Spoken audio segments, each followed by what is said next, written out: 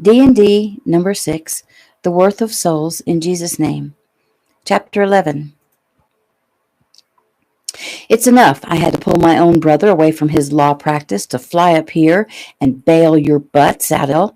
But the harm done to the reputation of my company is ineluctable, and for that there is going to be hell to pay, Jason said, his voice quiet and controlled, always a bad sign. To have 3 of my agents, top agents, in a bar brawl the day after you were involved in the arrest of a U.S. Senator gives us little credibility. It was my fault, sir, Jeff said. Jason looked him over. Why was it your fault, Agent Davis? I was feeling sorry for myself. I wanted to go out and get drunk. I went out specifically for that purpose. And you picked a fight? Well, no, sir, but I certainly didn't help avoid it. Actually, to be honest, I wanted a fight. I needed one. Jason paced the room quietly, stopped, and zeroed in on Jeff's battered face. Is this about the girl? Jeff's head lowered. Well, next time you need a fight, you come see me. I'll be happy to beat the crap out of you. He whipped his head around to face Ricky. And what are you grinning at? The same goes for you, Ricky boy, and you know I can do some damage. Sorry, Ricky said, still smiling, not bothering to argue the point. Jason was 9 years his senior and like an uncle to Rick. They'd both been trained by Ricky's father. Whichever way it went, it would be a battle. Jason eyed the group. I don't buy this all being Jeff's fault. You could have walked away, and not one of you did because you were all itching to show off your gonads. Someone gets hurt bad, it changes everything. Suddenly, your life and the lives of those you love are on the line. Ricky, you should know that. If you'll recall, a few years ago, you faced felony charges for letting yourself get carried away in a fight. Mark, you have a kid who looks up to you. Ricky, you have 2. Jeff, what would your parents say? Get your acts straight. He paced away abruptly and turned to Eric. Anything you'd like to add, Grandmaster Kino? Eric's calm gaze took in the bunch. He drew a breath. His words were spoken slowly and calmly. Well, this shouldn't have happened for several reasons, but mostly out of respect for Jason. You owe him an apology for that. He gives his all for you and for the world-renowned company that he runs. The admiration and respect the world has for Ameritech security has been built on Jason's back and on the blood of other agents. That respect is what allows him to pay you extraordinary salaries. Yeah, I'd say you owe him big time. Eric gestured toward Justin Lee, Jason's brother, and the family attorney. And you owe Justin just as much, though I'm sure his fee will be stiff enough to teach you a lesson of sorts. Now, as far as the fight itself, I'm going to assume, based on your injuries, that you were careful not to hurt anyone? Jason's eyes met Eric's. I hadn't thought of that. Eric nodded. Well, you were upset, and it's understandable. I can't imagine that Ricky would let anyone punch him in the eye or even let anyone get close enough to punch him in the eye if he wasn't trying to be very careful not to hurt the guy. I don't know Jack as well, but I think I can say the same for Mark about his strained shoulder or Joey and his split lip. Jeff's face is pretty battered, and I'm thinking under normal circumstances, sober circumstances, he would have killed the man who did that, and there were no deaths reported, so I assume he too was trying not to hurt anyone. He eyed the 5 men. I suggest next time you try just as hard to walk out of the bar. But, period, Eric said, effectively ending the conversation. Okay then, Jason said, blowing out a breath. Ricky, Mark, Eric, I guess I'll see you back in L.A. Jack, Nate is waiting at Mackenzie Daly's home to be relieved. Joey, I'd like you to arrange transportation for those needing to get home, and then I need you back at headquarters in L.A. ASAP, since I'll be detained here. Jeff, you and I have a meeting with the feds. Let's move. Eric joined Justin and Jason as the meeting broke up. Eric, Jason began, I meant to ask you how your little dinner went last night with Jeffy's new, Yeah, just what do you call him? Her boyfriend? Eric asked, shaking his head. Justin smiled at his friend. Some guys would call him Lucky. Jason snorted in laughter as Eric's eyes narrowed. Lucky to be alive is, I'm sure, what Justin meant, Jason added. That he is, Eric stated. Seriously, Eric, what's your take on him? He shrugged. I have to admit, he seems like a good kid. He's smart, he's strong, he's athletic, with a good head on his shoulders. He's mature, kind, and, as Shelley has pointed out to me more than once, gentle. The brothers both pressed their lips together to keep from laughing. It's a shame, though, his parents don't seem to appreciate the good young man he is. Oh, they pretended to be proud that their son saved the day, but it was all show. They never even looked at him. Literally, I watched. There was no eye contact between the Wallaces and Cameron.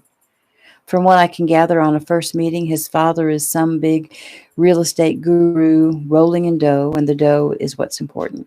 His mother is quite the socialite.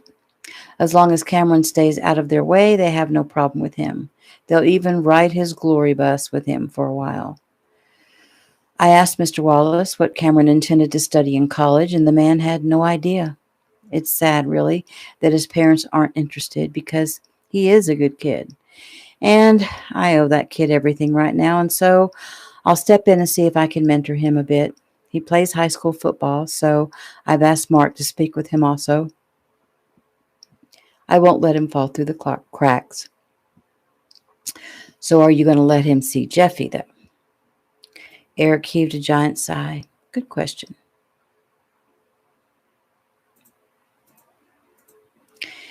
He shook his head. Never thought I'd feel so protective, but if Jeffy wants to see him, I'll pretty much have to allow it.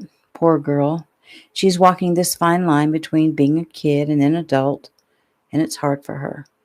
Eric, you have to know that now that she's decided she wants a taste of what sex has to offer, well, you know, what I mean to say is every time they get together, they're going to want to go a little further.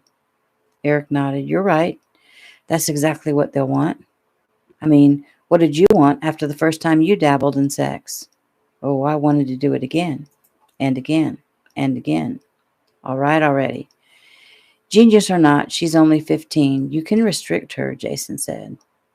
Spoken like the father of a teenage daughter, Eric laughed. But, circumstances are different for Jeffy. I'll have to speak with my wife about this, of course, and figure out the best course of action. I have a feeling we're going to have a long talk with Jeffy about God's will for her, about responsibility coming with privileges, and, he paused, and protection. Justin laughed. Hard to get that word out of your mouth? Yeah, wait until you have a daughter. I do have one. Don't you know I live vicariously through you? Eric, maybe you can talk to her about how she speaks with Kimmy from here on out, Jason said, because I don't want my daughter following in Jeffy's footsteps. No offense. None taken. Yes, that will be one more issue we'll have to cover with her. Next subject, quickly, because I have to get to that meeting. Your take on Marion Daly? Jason asked. Mickey's mother is a zombie, a robot, and she doesn't really believe her husband tried to have Mickey killed. In order to prove her faith, she's willing to alienate both her daughters. Another shame as far as parenting goes. The housekeeper, she's been with them almost from the beginning, and her eyes are wide open, but she's not talking. Daly has threatened her in some way, I'm sure. I'm almost positive. This man has been able to get away with too much for too long, and usually that's because the people that work for him are either extremely loyal or afraid to step forward, and I'm leaning toward the latter. Jason nodded thoughtfully. Marissa is all about being her big sister's champion, and she's a great kid, Eric continued. Mickey, on the other hand, is a mess. A mess? Oh, her hands shake. She's nervous. Her eyes tear up. I see her force control over it, but I'm telling you, the poor girl is suffering. She's feeling totally alone. You know what? I've just decided I'm going to go see her if she wants to talk a little before I leave Seattle. Maybe I could recommend her to a professional in the area.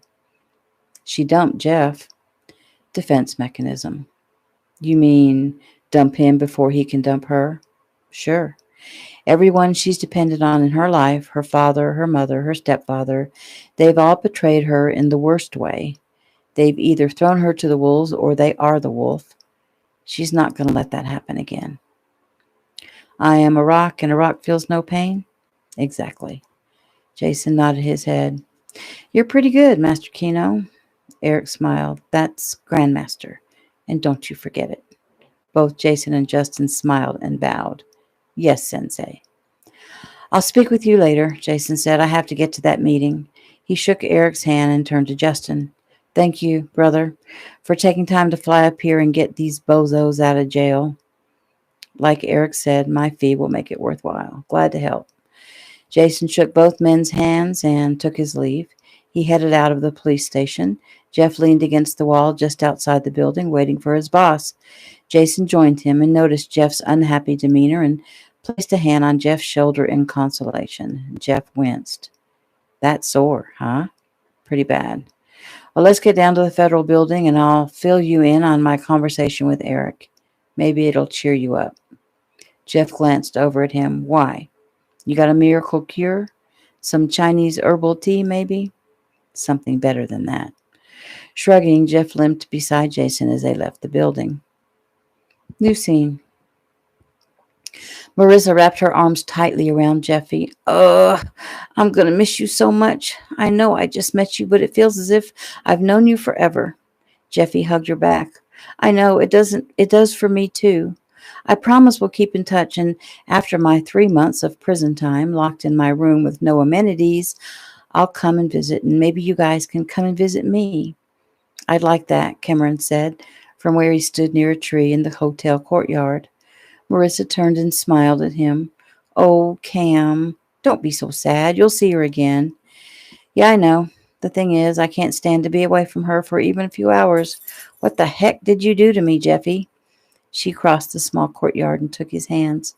I know, Cam. I feel this exact same way. I don't want to leave you. You lovebirds are so cute, Marissa sighed. Cameron smiled at his friend. I'm going to wander over to the other side for a minute so you two can say goodbye, Marissa said. Thanks, Rissa. You're a good friend, Cameron said. He took Jeffy's hand and kissed it. I'm going to miss you, Juneflower Kino. Me too, Cam. This is so hard. Please, just hold me a minute. He pulled her close and held her tight against his chest. Did I ever say thanks for saving my life? Well, not straight out to me, but I'd say you keep your dad from killing me was thanks enough. I've been giving thanks myself that Marissa called me, that I was there. God did that. God? There are no coincidences. You were meant to be there. Cameron considered her words and nodded his head. Cool. All I know is I can't imagine the world without you in it. My mom said the exact same words. She sighed. Cam? Yes? I know with us living in different states and being so young, I know you're going to have more girlfriends, but somehow I'm hoping that what we've shared has been special to you because it was really special to me. And I don't intend to overwhelm you. I know that with me being female, psychologically, I see things differently than you. I'm more prone to an emotional attachment once I've given myself to a mate. Not that we went to fruition with it. Still, I offered myself completely, but don't let that scare you away because I promise that me being aware of that will keep me on a more level field. And what I'm trying to say is, I'm hoping that what we shared has been special for you because, I don't know, Jeffy. He took her face in his hands. It has been special. It's been the most important thing that's ever happened to me in my life. He lowered his head and kissed her. Jeffy melted against him.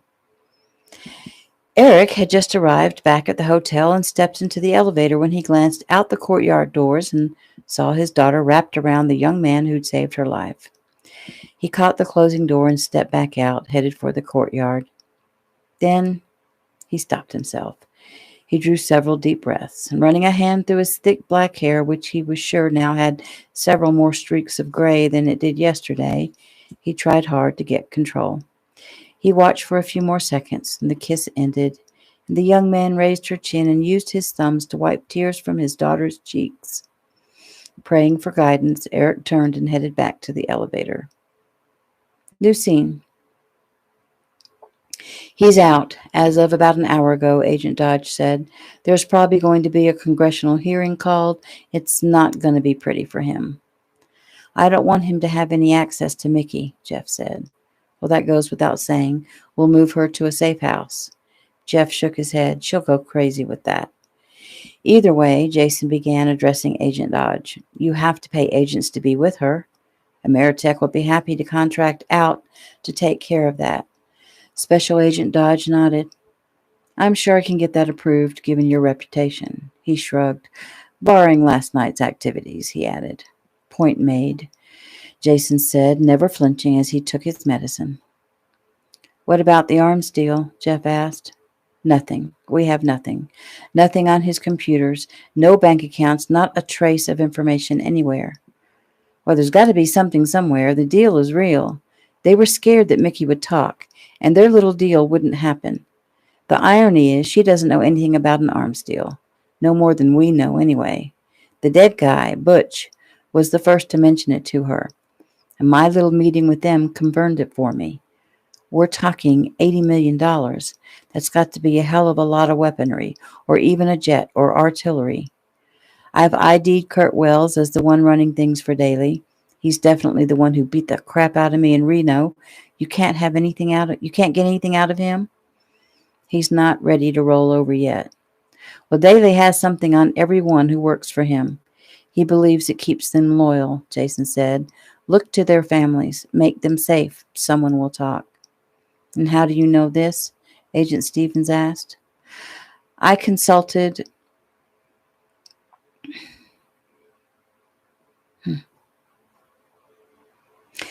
And how do you know this? Agent Stevens asked. I consulted with an expert this morning. That's his opinion, and I think he has something. Well, check it out, Dodge said. So what has Daly been charged with? Jeff asked. Accessory to kidnapping. That's it? Who's kidnapping? June Flower Keno.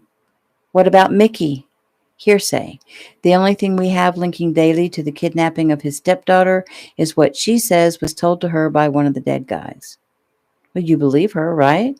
Sure. But there's no one to corroborate her story. The guy is dead. Well, maybe he told someone else, his family, girlfriend, someone. We're looking into all of that. Daly's man, Wells, drove the van that kidnapped her, Jeff said. Mackenzie never saw him and couldn't immediately identify his voice. Well, he was definitely driving the van when I ran into him on the road.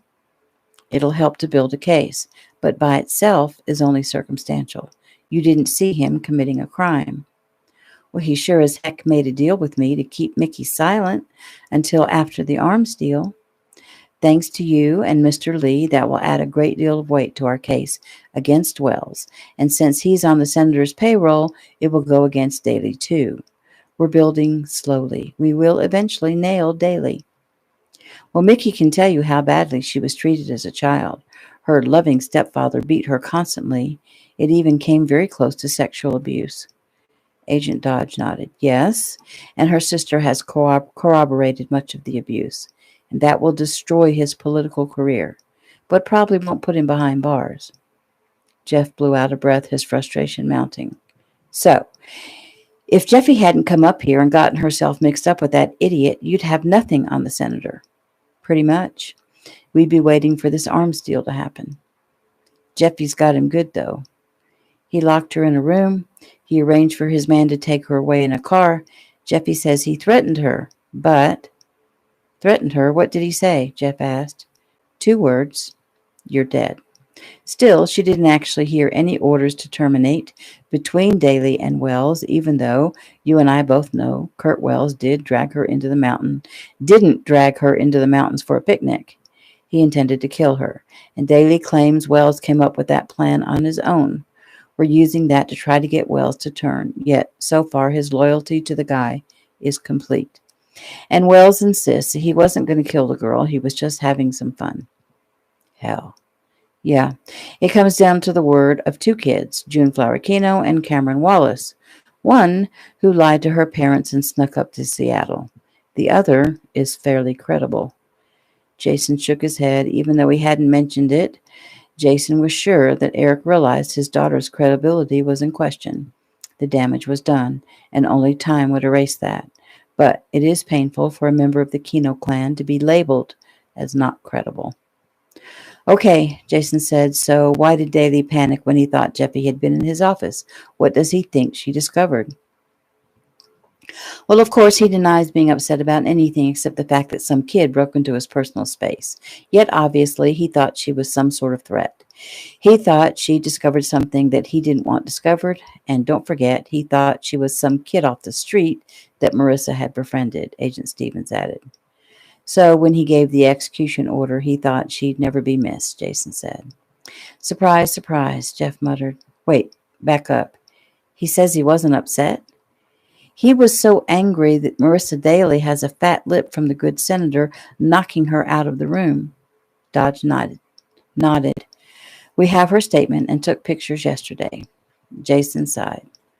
So really, as far as right now, we have very little to go on. He'll get a slap on the wrist, lose his election, and move on, unless we can be there when the arms deal takes place and are able to pin him to it.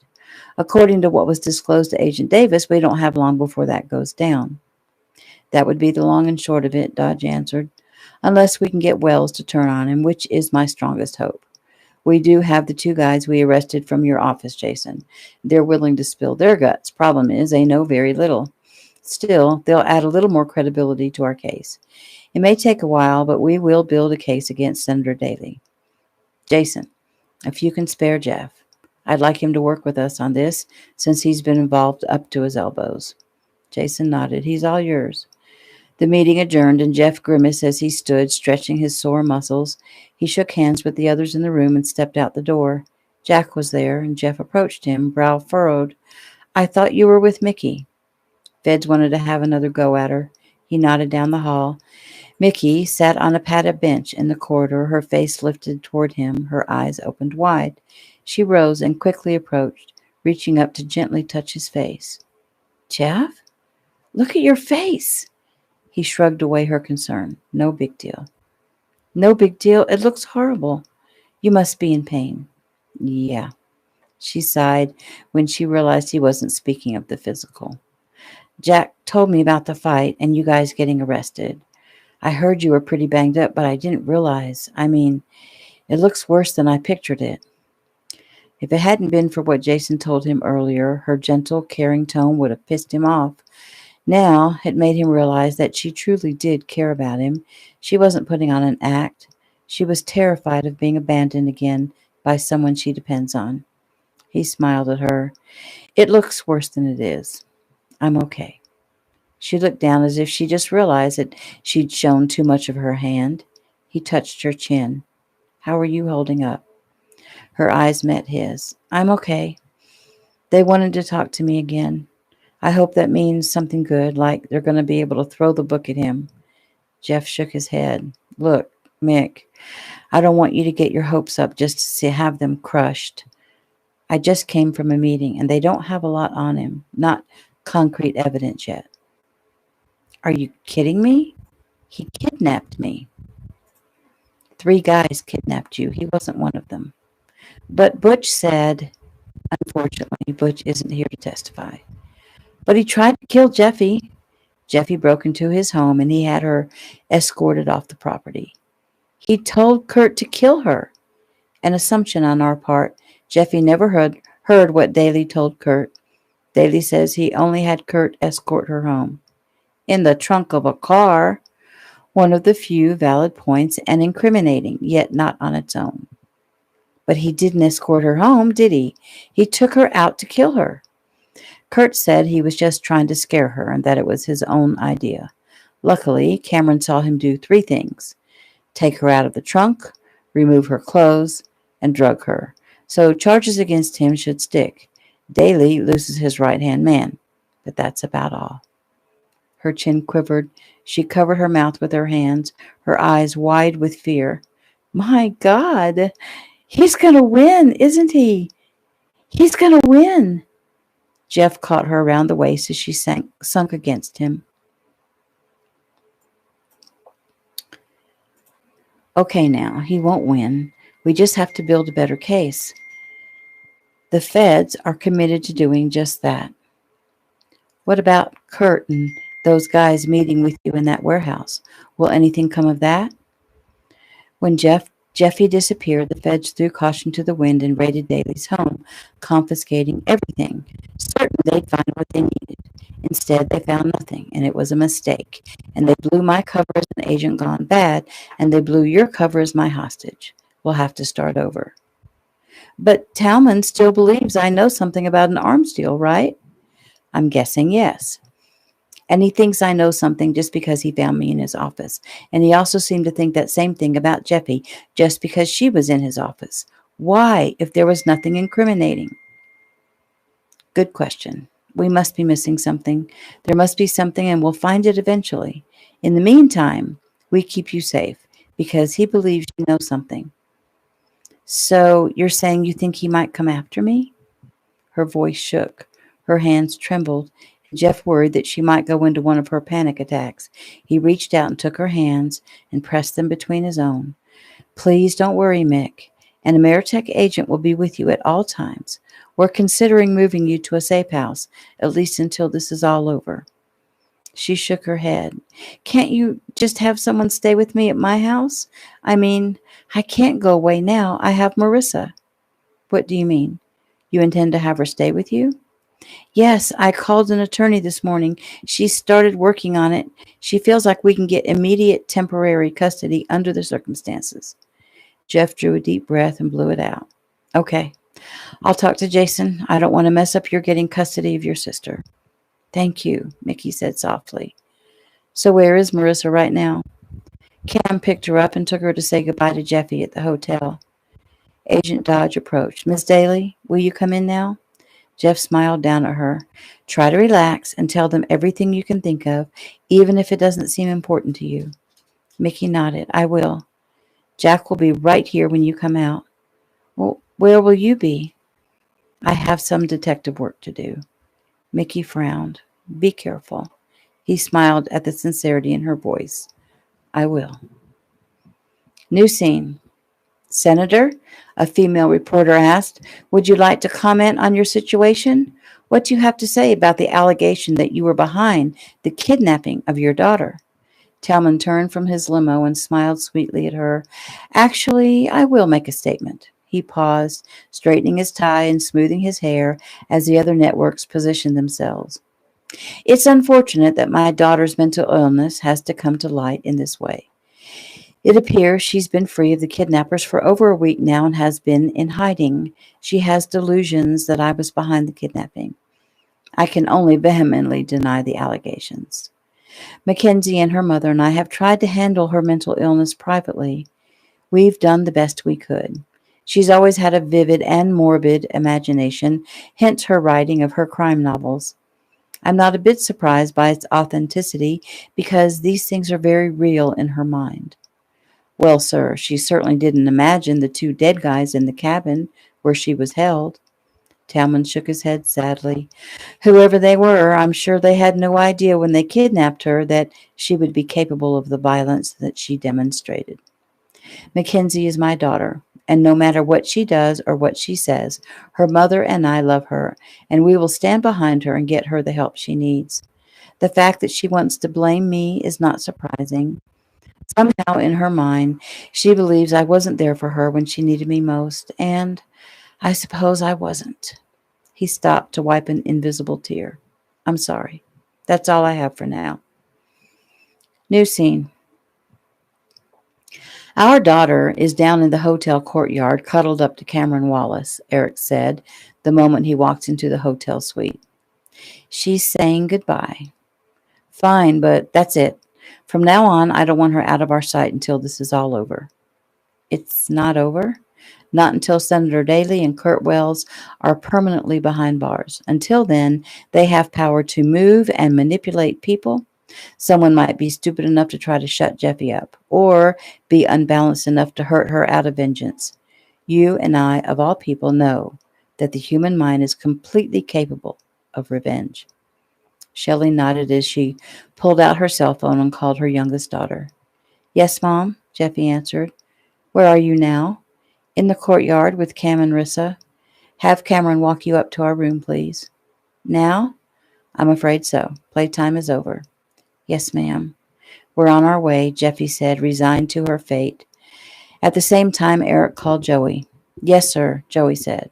How long until our flight? A little over an hour. Can we delay it? Yes, sir, it's your call, of course. I want a chance to speak with Mickey once more before we leave, and I have one more errand I need to run. An errand? Anything I can do? No, something I need to take care of myself. May I ask what? No, you may not. So, any problem delaying our flight? No problem, I'll contact the pilot. Eric hung up and turned as Jeffy came through the doors with her new friends. Cameron, Eric said, extending his hand. Sir.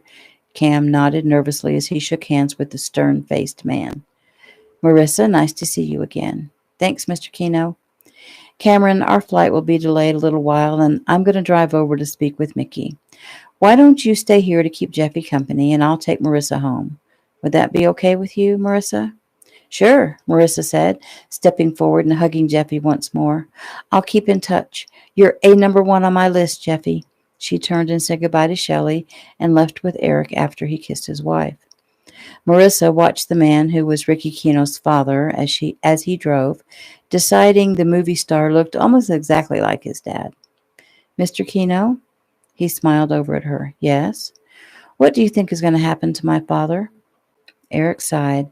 It's hard to tell, sweetheart. Do you think he's done anything wrong?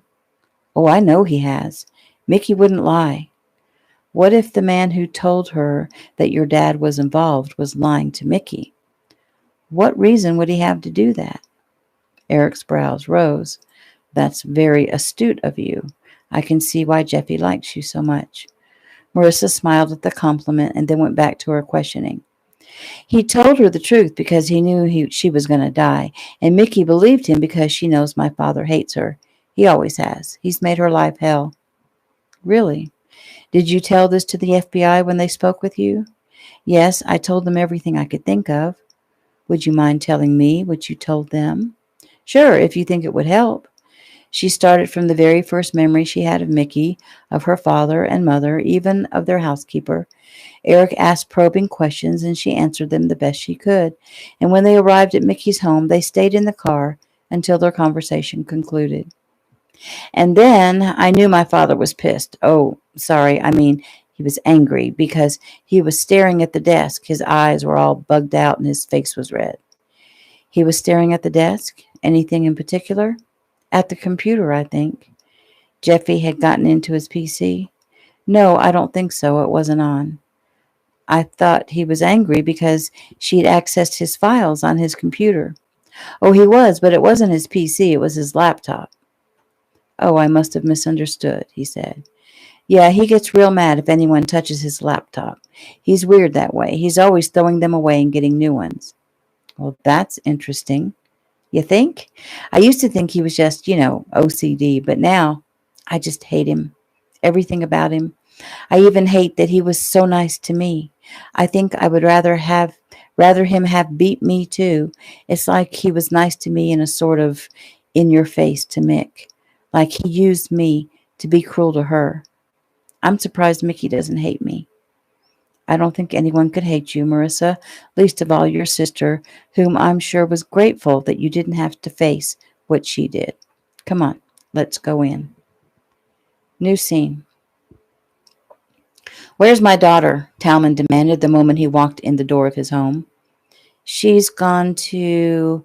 Gone where? She's staying with Mickey. He grabbed his wife by the front of her expensive silk blouse and pulled her close. Are you out of your mind letting her go over there? You get on the phone or you take Dora and you get over there and bring my daughter home. Dora's gone home for the evening, but Marissa won't come home, Talman. What do you mean she won't come? She has no choice. Actually, she does. Mickey got a temporary court order to allow Marissa to stay with her. The news floored him. He didn't move for several seconds as his fingers dug into Marion's arms. That whore, he finally said, his eyes boring into his wife's blank stare. That kid of yours has been a thorn in my side from the day I met you. He shook his head as he thought back. It was such a perfect setup. The instant family, cute kid, beautiful wife, perfect for my political aspirations. I could train the wife, but apparently not the kid. He shook her. And we would have only had that one troublemaker if you hadn't gotten pregnant. Marian blinked up at her husband, her brow furrowed at his words made their way through as his words made their way through her brain. Talman, you know you love Marissa. Well, as it turns out, she's just like all the other females I've ever known, and you can believe me when I say she's going to regret crossing me and taking sides with that slut daughter of yours. Mackenzie always was an uncontrollable little brat.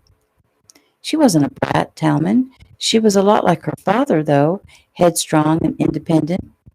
Talman moved very close to his wife. Don't you dare defend her to me. Do you know what she's saying about me to the world? Do you? Yes. She's trying to destroy me. Well, we'll just see who wins, won't we? New scene. Jack moved aside and opened the door. Hi, Mickey said, as Marissa and Eric came through the door. I was wondering if you were ever coming in. We were talking, Marissa explained. Mr. Keno brought me home because he wanted to talk to you before he left. She started up the stairs and stopped and turned. Excuse me, I was going to call some friends. You don't mind, do you? Mickey smiled after her sister. Of course not. Go on. She turned to Eric. Well, can I get you something to eat or drink? Jack and I are just got home a few minutes ago, and we were just having some sandwiches. Eric shook Jack's hand. No, I'm fine. You two go ahead and eat, though. He glanced into the kitchen, which was just to the right of the entrance foyer. It was a long, narrow space, a galley kitchen that opened up into a small dining room on the other side. Jack moved into the kitchen and began piling sandwiches onto a plate. I'll make myself scarce, he said. He threw a mound of chips on top of his sandwiches, grabbed a bottle of water, and headed toward the living room, which was at the back of the house. Eric smiled when Jack flipped on the TV. Now he could speak to Mickey in the dining room without being overheard. Eric gestured toward the remaining sandwiches. You need to eat. Mickey nodded and placed a sandwich on a small plate and grabbed a soda. Let's sit in here, Eric suggested as he moved through the kitchen into the dining room. Mickey followed him, took a seat at the table, and waited for him to speak. Eric smiled. Eat. You need to take care of yourself.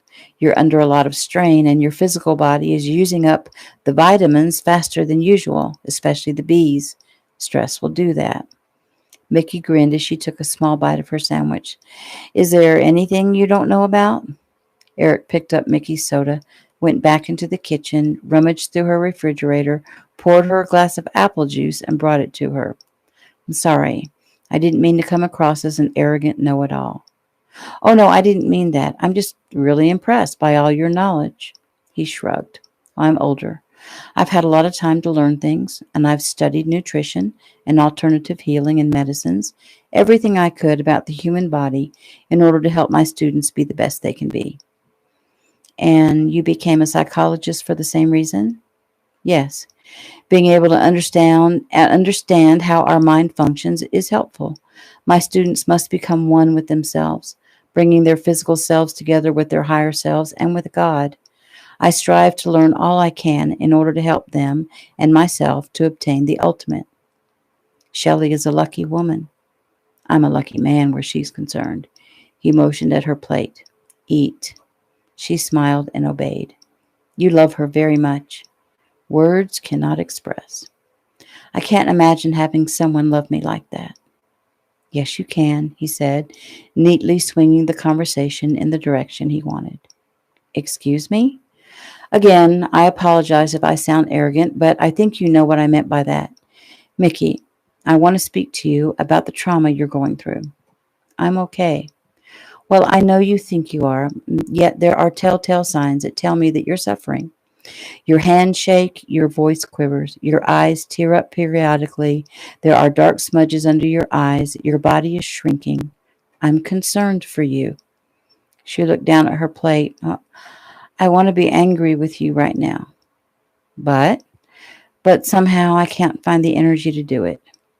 I believe that makes my point for me. The tears he'd spoken of welled and spilled over. So, what am I supposed to do? It's not like I can keep from feeling the way I do. How do you feel, sweetie? She shrugged. I don't know. I guess I feel alone. She stopped and waited for him to say something. When he didn't, she went on. I feel dirty and disgusted with myself, and I feel ashamed and maybe angry and very much alone. Eric smiled and reached across the table and opened his palm. Give me your hand.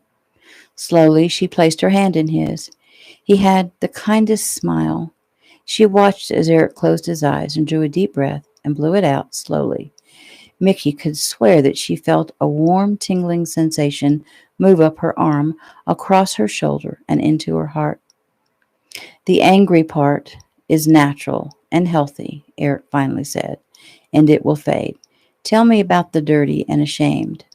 She sniffed. I killed a man. It was self-preservation. I know, and I keep telling myself that, but I keep hearing that choking sound he made as he struggled to breathe. She winced at her own words, and the tears spilled again. I keep remembering how he struggled to try to get away from me, but I held him tight while oh, God, forgive me. She clutched at her abdomen with her free hand. Eric refused to let go of her other hand. He squeezed it gently. It was self-preservation, Mickey. If you hadn't held on to him, he would have gotten away, and then he would have killed you. Do not think for one moment that he would have had mercy on you. He intended to take your life, and from what you described, he intended to use you first. You did the right thing.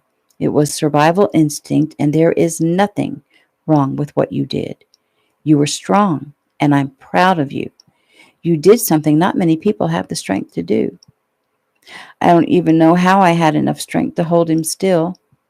I do. She looked up. What? Are you saying that God gave me strength? Oh, he most assuredly did.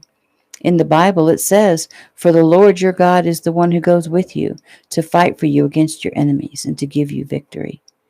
She shook her head. But isn't it also God who said, vengeance is mine?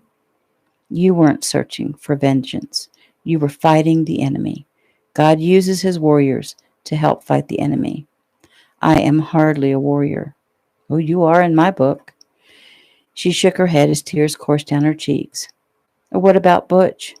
I ended up not having to kill him, but I had intended to try, even after he was so kind to me, after he saved me from Richard's rape attempt. Butch was kind to you because he felt guilty that he was about to take your life. But make no mistake, Mickey. He would have gone through with it. I'm not so sure. I mean, he kept saying the same thing you just did, but I think I'd convinced him to work with me and to make it look like I'd gotten away. And then the other guy killed him. So if, as you say, Butch had decided to come to the light and do the right thing, the forces of darkness took him out. So what happens to Butch is now between him and God, and our Father is loving and forgiving, so I'm not worried about Butch. Then you truly believe that there is a God and a life after we leave here? I don't believe. I know. She nodded, contemplating what Butch was doing at this very minute. You know, he told me that morning that we could work something out. I think he had decided to help me. I think it was because of his brother. Eric sat up straighter. His brother? Who's his brother? He never mentioned a name, but he loves him, I could tell that. Did you tell the FBI this? Actually, no, I hadn't thought about it until just now. I think I'm already suppressing memories. Okay, I'll speak with Jason, fill him in. They still don't know Butch's real identity, and no family members have stepped forward to claim his body. Well, what about Richard? They found his family. They're from Iowa. They hadn't seen him in 8 years. They had a small memorial service several days ago. Do they know I killed their son? She asked as the tears came again. They know what happened. I don't think they hold you responsible. Jason said they were horrified by what their son had done. Mickey nodded her head, and Eric squeezed her hand. Now, let's tackle alone. You said you felt alone. You're not alone. Yes, there have been people in your life who've abandoned you. There are also some in your life who've stood by you. Who? She whispered. My father left me. I thought we were so close. I thought he loved me. And my mother, she let Talman, she gave, well, she just turned me over to that horrible man. Your mother has her own demons. And Marissa stood by you, and my entire family will, from this point on, always be here for you. And then, most of all, there's Jeff. She shook her head. I pushed him away. I know. Why did you, Mickey? You're the doctor. You tell me. I know the reason. I want you to tell me. He squeezed her hand. Please. Shrugging, she shook her head. Well, actually, I'm not really sure. It just seemed the logical thing to do. Because he wouldn't let you come with him? No, I don't think that's it. You were angry with him. Yes, well, more like frustrated. I wanted to come with him to Seattle, though that's hardly a reason for breaking up. He was thoughtless toward your feelings. No, he felt terrible about making me have to stay. He tried to comfort me about it, but I wouldn't let him. He should have known how you would feel if he left you there in Los Angeles. He should have realized you would feel abandoned. No, really, it wasn't like that. He was following orders. At the time, I was supposed to be kept hidden and protected, and he couldn't have known that that would change just a few hours later, and he did feel bad about leaving me. He was very upset to have to leave, and he was worried about me. He's a caring, wonderful man. Really. Eric said nothing, only smiled kindly. Mickey rolled her eyes. Okay, I get it. Only, you see, once I stepped back for a moment to think about our whirlwind relationship, I realized breaking it off was the rational thing to do. Why? She sat quietly, trying to come up with a good answer, and finally she looked up at him, shaking her head. We rushed into declaring our love to each other under traumatic conditions. Maybe our feelings weren't real. Maybe they were just based on the moment. You know, a hero worship kind of thing. Eric nodded. You would have rather met him at a bar instead of rescuing you? No, I mean, I don't know. Maybe. I'm glad he was there, but I don't know. Mickey, do your feelings for him seem real to you? Yes. And his seem real also? Yes, but what if they're not? What if he realizes he doesn't really like me? What if he comes to his senses? Jeff is in perfect control of his senses and his mind. Why should he change it? Eric prodded. Why should he be different from anyone else? He smiled at her. You do realize what you're saying, don't you? You push Jeff away because you're afraid he'll betray you like everyone else. She sniffed and dabbed at her eyes with her napkin. I am afraid. I can't help it. Well, what you and Jeff have may not last. You can't know what the future will bring, sweetie, but you can't close your heart down because you're afraid he'll betray you like your parents did. If you're afraid to love, if you're afraid to live, then it's as if you're already dead. Are you going to let your stepfather win? From the way you fought to free yourself, I would think that you wouldn't give up so easily simply because you're afraid. Admit it. With Jeff, you drew first blood so that he couldn't. She lowered her eyes. I hurt him. I didn't mean to. He's a big boy and he can take it. Her eyes met his. I miss him. Eric nodded. It's good when you begin to be honest with yourself. Mickey smiled. It felt good to say those words. It felt good because your honesty put you in harmony with God. You see, God will tell you through your body and heart when you're on the right track in any situation. You just have to quiet your mind enough to listen and be honest enough with yourself to hear. Her eyes glistening, she smiled at him. I'll try to remember that. Thank you, Eric, for taking the time to speak with me. He shrugged. The pleasure was mine. I felt strongly that I see you before I leave Seattle. And you always listen to yourself? He laughed softly. It's not myself.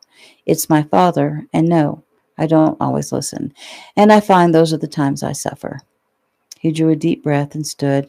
I have a plane to catch. I'd better get going. Would you object to me praying with you before I leave? No, I don't mind. She stood. He took both her hands in his. Father, we come before you, first to thank you for Mickey here, for her life. Thank you for saving her. We understand that means you have a plan for her life, Father, and we ask now that you heal her heart, mind, and soul. We ask that you surround the current circumstances with your wisdom and light so that everything will work out according to your will, your plan. Give Mickey strength to go through whatever is coming her way, and help us both to rise up and do whatever you need us to do. In Jesus' name we pray. Amen. He opened his eyes and smiled at Mickey. Thank you, she whispered. I feel better already. There was no need for him to say anything else. It was time to be quiet and let God touch her heart. He opened his arms, and Mickey stepped into his warm embrace. She looked up at him with wonder. What? He asked. Your children are so lucky to have you as a father. He patted her back and stepped away. An exquisite compliment. Do you stay on top of all of Jason's investigations?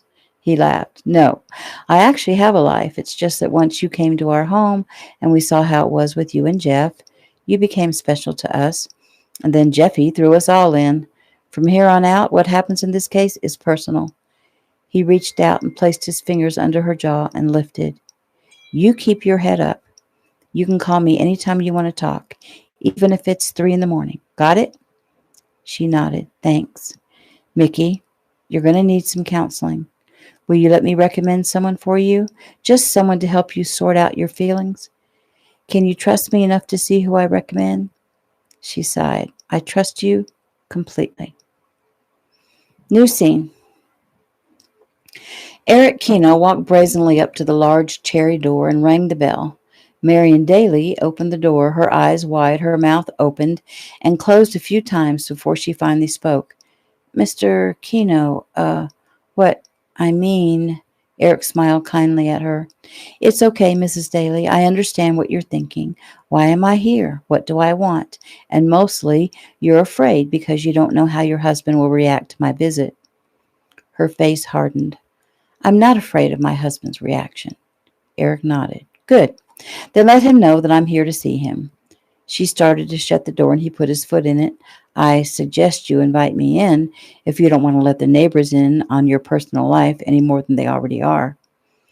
She looked into his eyes, and they weren't the kind, compassionate eyes she'd seen the night before when they'd had dinner together. These eyes were hard and steely and determined. She opened the door and made a sweeping gesture, and he stepped inside. He's upstairs in the bath, so it may take a few minutes. She motioned toward a chair just inside a formal front room. You can sit there if you'd like. Oh, don't worry about me. I'll occupy my time. She nodded and walked slowly up the steps. Eric moved stealthily down the hall, opened the door on the left, and gazed into the library. 2 walls of dark cherry wood shelves were filled with expensive gold-trimmed books, valuable vases, statuettes, and crystal figurines. His eyes moved to the far wall, to the French doors covered in gold drapes. He envisioned his small daughter coming bravely through them, doing her best to use her ninjutsu skills just as she described to him. He closed the door and moved to the study, Daly's personal office space, to which no one was allowed to enter.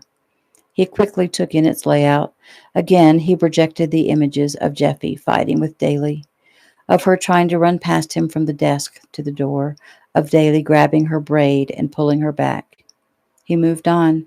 He came to a hallway. To the right, under the stairway, led toward the kitchen. To the left, there were 3 more doors, and he moved down the hall and opened the first door. It was an empty room, obviously under construction. Boxes of imported tiles sat next to tools and buckets. Strips of cedar wood lined the walls. No window. This is where Jeffy was when she made the call to him. He could almost feel her in the room right now. Her fear must have been sizable, her adrenaline pumping. Sighing, he shook his head as he walked the room. Talman Daly appeared at the door. What the hell? Daly said, looking accusingly at the intruder. Eric gazed calmly at the man. Daly, he said softly. As with most of Eric's students, a soft, calm voice was not a good sign. What are you doing roaming around my house? The question is, what were you thinking when you locked my daughter in this room? What were you planning? Brows raised, his eyes met Daly's, and Talmon's eyes immediately retreated. "We will go to your office and have a few words," Eric ordered. Daly looked up quickly, thinking to bluster his way out of this, but saw that this man would not be easily shaken. Eric nodded politely. "You may lead the way." Talmon opened his mouth to give a sharp reply. No man was going to barge into his home and order him around. He was a United States Senator, by God. "How dare you?" "How dare I?" "I'm going to need for you to think about your words before you speak, Senator. We can do this standing up or seated in your office, like the civilized people I know you believe yourself to be." Talmon's brow furrowed at the slight. Blowing out a breath, he drew his shoulders back and led the way to his office. He moved around toward his chair behind the large desk and stood waiting for Eric Keno's next move. Eric motioned toward Daly's desk chair. "By all means, have a seat," he uttered softly as if giving him permission. Eyes glittering with anger, Talmon lowered himself into the chair, and Eric took one of the chairs opposite the desk. "I have nothing to say to you," Talmon said fiercely. "I don't understand why you would even think to come to my home." "Well, the reason I'm here, Senator, has to do with honor. Now, I realize this is something you are hardly familiar with. Still, please try to follow along." Talmon drew a deep breath. "It was your daughter who broke into my house, and I had her escorted—" "Save it," Eric stated firmly, bringing Daly's tirade to an immediate halt. "As I was saying, honor dictates that I pay a visit to confront the man, and I use that term lightly, who intended to terminate my daughter's life. I did not. Interrupt me again, and I will make sure that this is a completely one-sided conversation." "You threatened me, Keno?" "The moment I walked into your home." Eric smiled fearfully as he watched the blood drain from the senator's face. No amount of blustering could hide fear, and it was emanating from Talmon Daly's entire body. "So, as I was saying, you thought to end June Flower's life as if she were nothing more than a pesky fly. That tells me much about you, Daly. That tells me you've killed before, and that also tells me that you will try to kill again. Up to now, you've had free rein. No one has dared to stop you. That time has come to an end. I know about the investigation into your affairs, and I know you've been charged with a crime against my daughter." "Well, there's no proof that I did anything to your daughter." Eric's brow raised in warning. "You can lie to everyone else, but not to me. I've never been gullible. So, again, as I was saying, I'm very much aware of who you are and what you're capable of, and probably your next move. No matter what happens with the law, no matter what fancy lawyers you hire, or even what the verdict is, your slight against my family will not go unpunished. So, if you somehow wiggle out of the mess you're in, don't think for a minute that you've avoided your fate. Your lifespan has shortened considerably. As a matter of fact, given what I know about you, I predict you don't make it to the new year." "Are you threatening to kill me?" "I won't have to.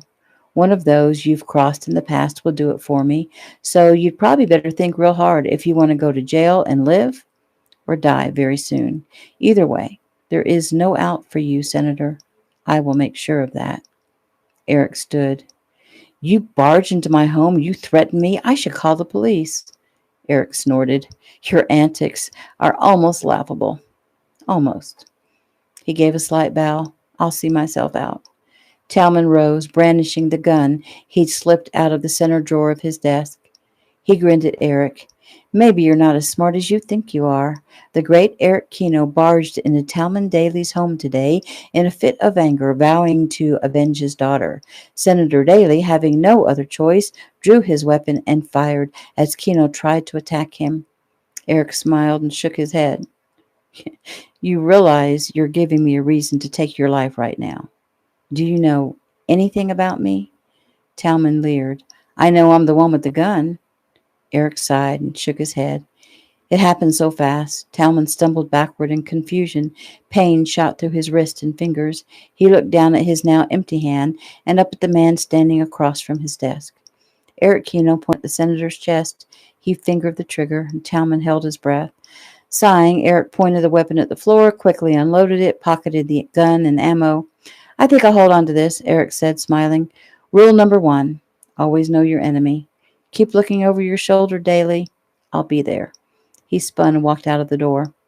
Marion Daly stood in the hall, wringing her hands, and Eric stopped and looked her over. You don't have to go down with the ship, he said softly. She looked into his eyes and blinked. He nodded and opened the front door, stepped out, and closed it softly behind him. He paused only a second when he realized that Ricky, Mark, and Joey were there, on the porch, apparently waiting either for him to emerge or for them to have to rush in. They followed him out to his car, and he looked at them over the top of the car. She's my daughter, he said, in explanation. Ricky shrugged. Understood. And she's our sister. Eric nodded. Understood. You guys never disappoint me. That is the end of chapter 11.